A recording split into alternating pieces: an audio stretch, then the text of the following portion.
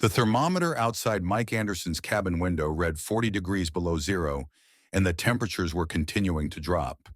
Since moving to this remote corner of Alaska 5 years ago, he had never experienced such an extreme winter. The approaching storm system was more than just another challenge. It promised to push even the most hardened wilderness dwellers to their limits. Mike lived deep in the heart of Alaska, where the nearest town was a 4-hour drive away. His simple cabin stood solitary against the unforgiving landscape, its weathered wooden planks a testament to countless storms. On this February evening, as the wind howled through the tall pines, Mike felt that his decision to live here was about to be severely tested. Don't forget to like this video and subscribe to our channel for more stories like this. The morning had started quietly, with the familiar crackle of the fireplace and the fading embers barely chasing the cold from the corners of his living room.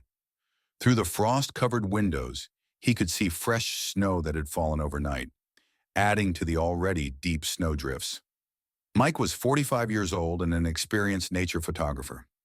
After leaving his busy life in Seattle behind, he had embraced this solitary lifestyle. His routine was strict because, in this wilderness, a small mistake could quickly become fatal.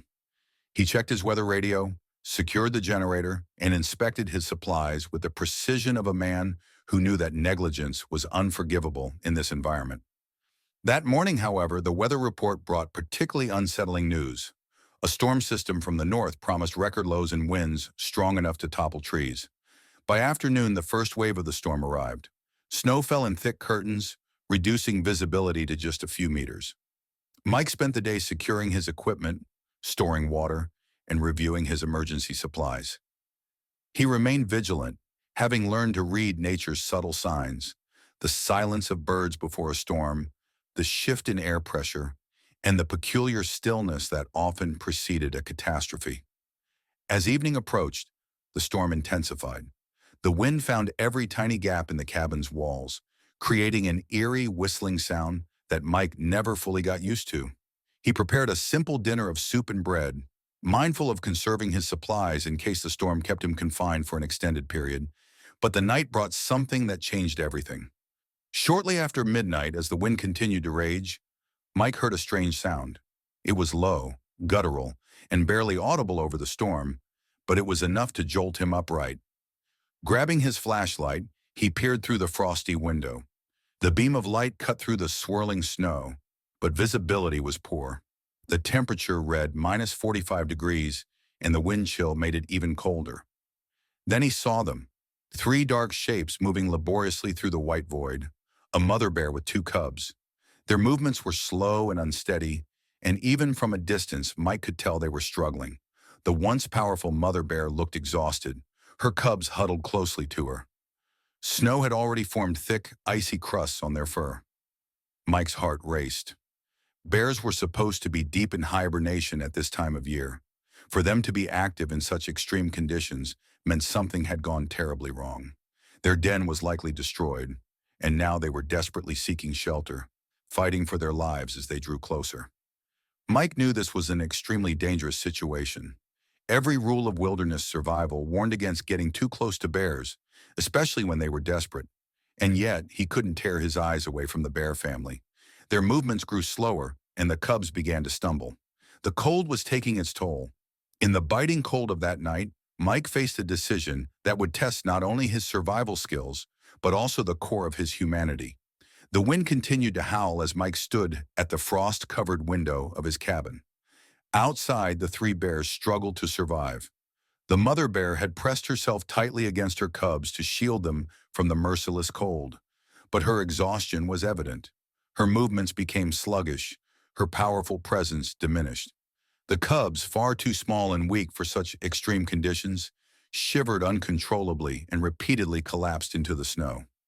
Mike's breath fogged the glass as he watched the scene. Everything he knew about wilderness life told him to stay inside. Wild animals, especially bears, were unpredictable, particularly when desperate. Fur, but another thought drilled into his mind. What was the point of all his preparation, of all his rules, if he simply watched these creatures die right outside his door? He recalled his father's words, which had often served as a warning. Nature doesn't forgive carelessness, Mike. but it also rewards courage. Was it courage to save the bears, or was it foolishness? That question seemed to have no clear answer. Yet he couldn't shake the image of the mother bear shielding her cubs. Her eyes, filled with desperation and resignation, were seared into his memory. Mike tore himself away from the cold window and turned toward his small storage room, a separate structure next to the cabin. He had originally built it to protect his camera gear and supplies from moisture. The room was insulated and could be heated, perhaps a safe place for the bears. But how would he get them there?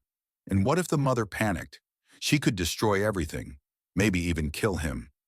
Still, he began his preparations, his movements mechanical, as if driven by an invisible will. He set up heaters in the storage room and spread thick blankets near the door. Then he grabbed a handful of dried food and placed it nearby. His heart raced as he carefully thought through each step. He knew the success of his plan hinged on getting the bears into the warm room as quickly as possible. Back at the window, Mike watched as the mother bear weakly tried to nudge one of her cubs upright. The little ones barely moved, their bodies almost entirely buried in snow. The sight shook him to his core. Without further hesitation, he pulled on his thickest coat, grabbed several blankets, and opened the door. A blast of icy wind hit him, stealing his breath and making movement difficult. The bears were just a few meters from his porch, their massive bodies barely rising and falling. The mother bear lifted her head slightly and looked at him. Her eyes were glassy but aware, as though she understood he was their last hope. Slowly and cautiously, Mike moved forward. "It's all right," he whispered, more to himself than to the bears. With trembling hands, he spread a blanket over the cubs. The mother tensed but remained still. Mike knew she was too weak to react. He draped another blanket over her before retreating slowly. Back in the cabin, Mike watched as the mother began to move. She gently lifted one of the cubs and nudged it toward the open storage room door. Her instinct to protect was stronger than her exhaustion. Mike held his breath as she took slow, deliberate steps. The short distance to the door seemed endless in the bitter cold. Finally, the mother bear reached the entrance. With the last of her strength, she pulled her cubs inside, an indescribable determination in every movement. Mike watched with bated breath as she curled up in the warm room, pulling the blankets over her cubs. Her eyes met his one final time before she lowered her head in exhaustion. Mike closed the door to the storage room and sank against the wall. The storm raged on, but for a brief moment, he felt peace. He had acted against every rule he had ever learned, but the bears were alive, at least for tonight. The hours after the rescue were the longest Mike had ever endured. The storm continued to howl, shaking the walls of the cabin as if testing Mike's decision. Yet in the storage room, there was a deceptive calm. From his cabin, Mike observed through the small window as the mother bear warmed her cubs. The tiny bodies barely stirred, but the faint rise and fall of their chests was a sign of life. The mother bear never took her eyes off Mike. Even as she protected her cubs with her body, she kept her eyes half open, ready to react to any movement. Yet her gaze held no aggression now, something closer to trust. Mike knew he had to be cautious. Any sudden movement could shatter the fragile balance between wilderness and humanity. Time passed slowly. Mike prepared water and food without entering the storage room. He knew it was wiser to interfere as little as possible. Instead, he placed the containers near the door and stepped back. When the bears slept, the mother carefully took what he had left, always waiting until Mike was out of sight. During the long hours of darkness, Mike reflected on the events. He thought of the photographs of bears adorning his walls, images that captured majestic moments in the wild. These photos had once caught their wild and free essence, but now he had become part of their story. No photograph could capture this connection. It was an encounter that deeply moved him and made him question his own place in nature. On the morning of the second day, the storm showed no signs of abating. The snow was deep, and the world outside was a monochromatic chaos. Mike checked the weather forecast on his radio. The storm was expected to continue for at least another 24 hours. He took a deep breath and prepared himself to endure. In the storage room, the cubs showed their first signs of improvement. Their movements grew livelier, and they seemed warmer. The mother gently nudged them, encouraging them to stir. A glimmer of hope hung in the air. Yet with hope came worry. Mike knew the bears couldn't stay near his cabin for too long. If they became too accustomed to human proximity, it would spell their doom. In the wild, any dependency on humans could be dangerous, but it was too early to think about that now. The bears needed more time. The following night brought a turning point. Mike was awakened by a faint scratching at the storage room door. Peering outside cautiously, he saw the mother bear pacing restlessly. Her instinctive urge to leave the safety of the cabin and return to the wilderness seemed overwhelming. Mike knew this moment was inevitable, but he had hoped it would come later. He opened the door cautiously, keeping a safe distance. The cold night air rushed in, but the mother bear remained calm. Her eyes met his, and in that moment, it felt as if an unspoken understanding passed between them. Mike stepped aside and left the door open. The mother bear slowly returned to her cubs, who were still slumbering beneath the blankets. She nudged them gently, and the small bodies began to stir. The storm had not yet subsided, but the urgency in the mother's movements was unmistakable. She knew they couldn't stay any longer.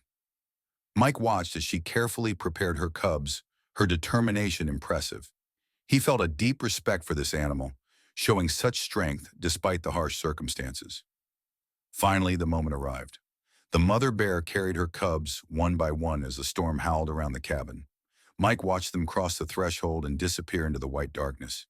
He stood in the open doorway, watching their silhouettes fade into the snowstorm.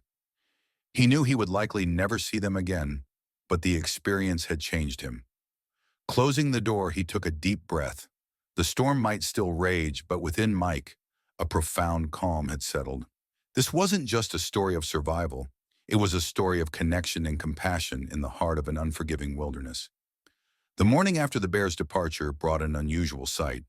The sky, previously shrouded in thick clouds and snow, had cleared.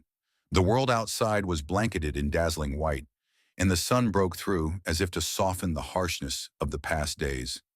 The storm had passed, and with it, the bear family was gone. Mike stood at the window of his cabin, looking out at the silent, frost-covered landscape. The bears' tracks were still visible in the snow, a testament to their fight for survival. The tracks led away from the cabin, toward the deep forest that stretched across the horizon. The bears had found their way back to the wilderness where they belonged. Despite his relief that the animals had survived, Mike felt an unexpected emptiness. Over the past few days, the bear family had become a central part of his life. Their struggle had pushed him to his limits and forced him to confront questions about his role in nature. Was he merely an observer, an interloper, or both? He decided to follow their tracks.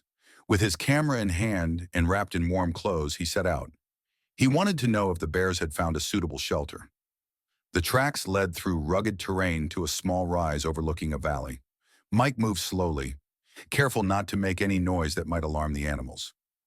Reaching the top, he saw them. The mother bear and her cubs had found a sheltered hollow surrounded by high rocks. The mother lay curled up while the cubs playfully tumbled around her. Their movements were full of energy, a stark contrast to the exhaustion Mike had witnessed just days ago. A smile spread across his face. It was as if nature had given him a sign that, even in the harshest of circumstances, life could persevere. Even for ourselves. Mike lowered his pen, gazing at the words he had written. They encapsulated everything he had felt, learned, and endured during the time with the bear family. It wasn't just a reflection of his experience, but a reminder of the delicate balance between humanity and nature. He took out his camera again, yet this time it wasn't to capture a moment, but to honor it. As he glanced through the lens, he paused. Something didn't feel right. Observing the bears so closely through a lens, after witnessing their vulnerability, felt distant and detached. Lowering the camera, he decided that some moments were meant to remain in memory, not confined to film. Instead, Mike spent time quietly observing. The cold wind brushed against his face as he listened to the muffled sounds of nature. It was a rare moment of harmony, a fragile balance between man and wilderness that is so often lost. The mother bear appeared unaware of him, or perhaps deliberately ignored his presence. Her priority was clear: to make her cubs strong enough to face the challenges of the wild. After a while, Mike chose to retreat. The bears didn't need further interference or proximity to humans. They had survived, and that was enough. With careful steps, he turned back toward the cabin, knowing that nature had a way of restoring balance. His role, though limited, was meaningful. Back in the cabin, Mike sat at the table and began writing notes, not for publication or a book, but for himself. He wanted to capture the experience, the lessons learned, and the emotions that had overwhelmed him. It was a reminder that, even in the harshest of moments, compassion and courage could prevail. The days passed, and Mike gradually returned to his routine. Yet something had shifted. The silence of the wilderness no longer felt isolating, but fulfilling. He resumed photographing, but his perspective had changed.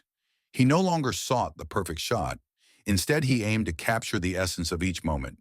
The encounter with the bear family had taught him to view the wild with greater respect and humility. A few weeks later, as spring began and the snow started to melt, Mike stood once again at his cabin window. He hadn't seen the bears since their departure, but sometimes he imagined their silhouettes in the distance. Perhaps it was wishful thinking, or perhaps it was nature's way of reminding him of the interconnectedness of all life. Mike smiled. The wilderness remained harsh and unforgiving, but it had given him something priceless, a lesson in compassion, courage, and the unbreakable bond between all living things. As he watched the sun rise over the landscape, Mike knew he was exactly where he was meant to be. Winter was gradually giving way to spring, and with the growing warmth, life returned to Alaska's frozen wilderness. Mike hadn't seen the bears again, yet their influence lingered in every aspect of his life.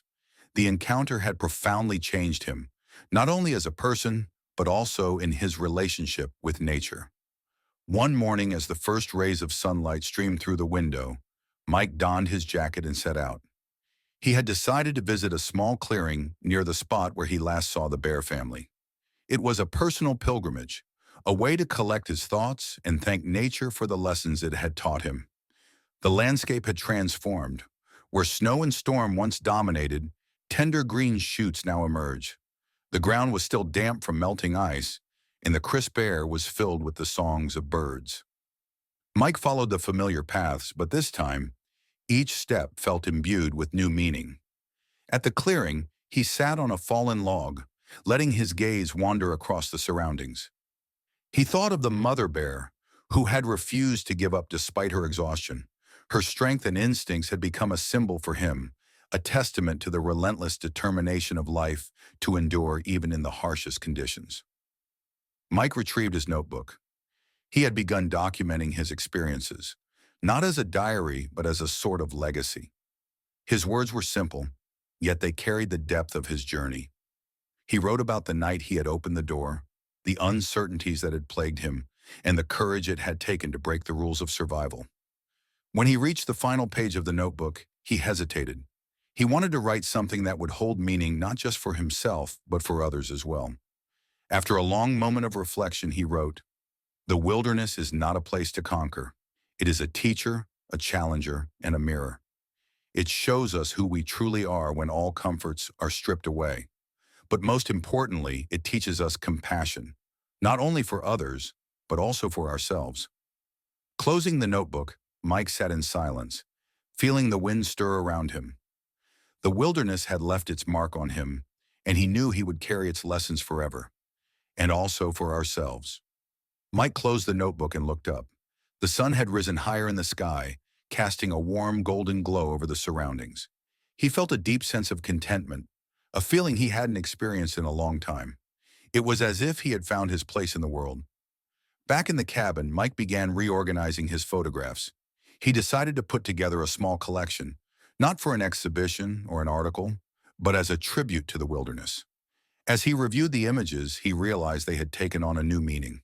They were no longer just photographs. They were glimpses into a life he had become profoundly connected to. Weeks later, as the days grew longer and the last traces of snow melted away, Mike had a visitor. A ranger, who occasionally stopped by to check on him, brought news. He had spotted a bear mother with two cubs. They appeared healthy and strong, living deep in the forest, far from human contact, just as it should be. Mike felt a wave of relief wash over him. It had to be the same family. They had made it. The ranger noticed the smile on Mike's face and asked for the story. Mike shared it in simple words, without embellishment. The ranger listened intently, nodding at the end and simply saying, "You did the right thing." That evening, as Mike stood alone at the window of his cabin, he gazed at the starry sky. The wilderness was silent, yet he could feel its vibrancy in every breath of the night. He thought of the bear family, the storm, and the decision that had changed everything. Sometimes doing the right thing isn't the easiest, he thought. Yet in the wilderness, as in life, it was about showing compassion in the face of adversity, and perhaps that was the greatest lesson nature could teach. Don't forget to like this video and subscribe to our channel for more stories like this. Thanks to our valued viewers, we continue to improve every day. Please subscribe and give this video a thumbs up.